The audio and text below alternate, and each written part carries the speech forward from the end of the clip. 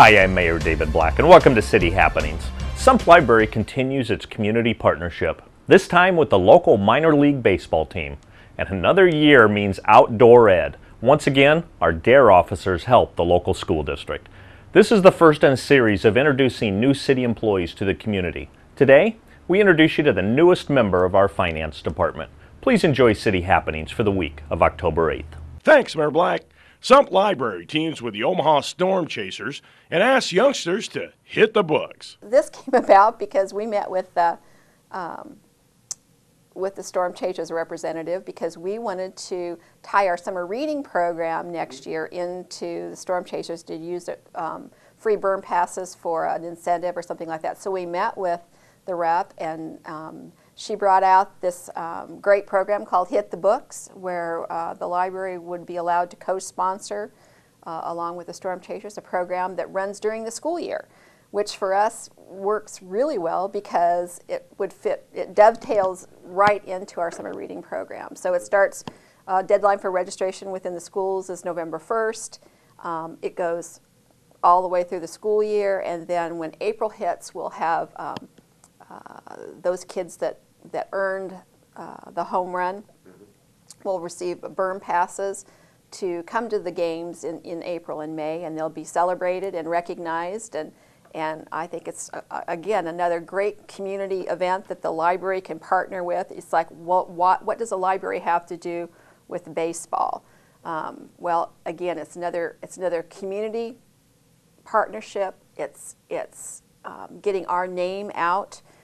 They're going to be doing promotions for us at the ball field. They're sending promotions out to over 30,000 students in the area, and it's not just a pavilion.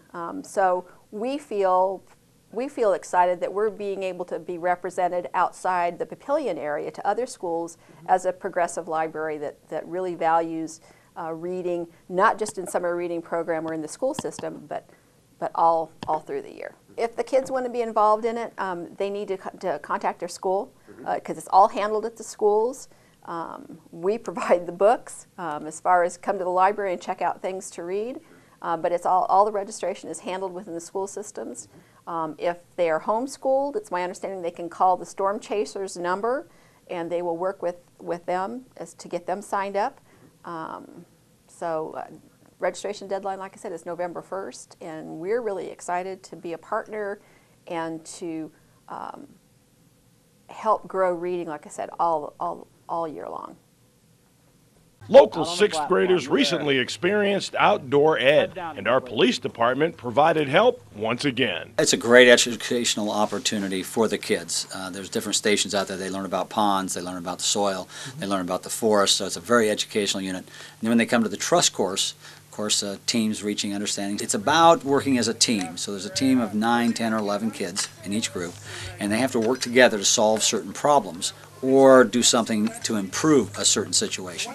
So, we have a thing where they have to trust each other to walk across a pole. They have to trust each other to use a big wheel to figure out how to get people from one side to the other side. And then they have to trust the adults there as we're belaying them as they go across, like the Burma Bridge and the high course. And then there's the zip line, which is, a lot more fun. But it all comes down to trusting the adults and trusting your fellow classmates while you're there. So it's a great opportunity for the kids to learn to work together as a team, and at the same time learn something about the outdoors and nature.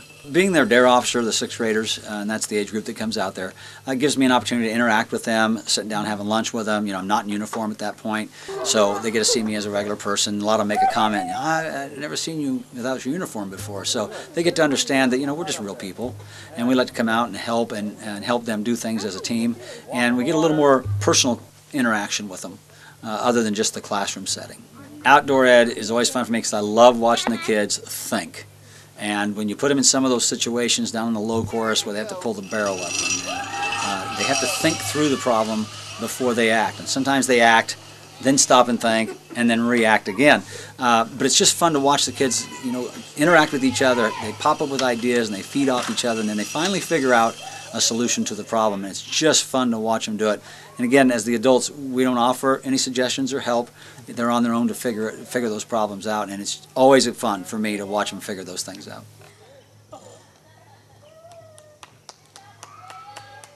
One of the city's newest employees works in the finance department and handles the city's payroll, something she says is not a simple thing. Well, there's a lot of pressure. You want to make sure that everyone is getting paid correctly.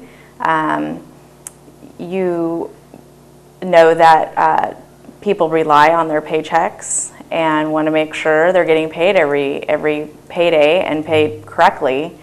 And there's a lot of pressure to make sure that's done efficiently and correctly. Payroll in itself is pretty standard. However, there are different aspects like accruals, how people accrue vacation and sick, and then also with the city here we have the police and fire and with the unions, and that's something new for me as well.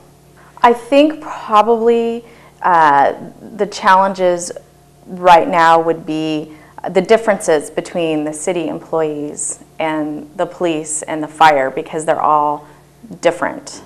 They're not treated the same.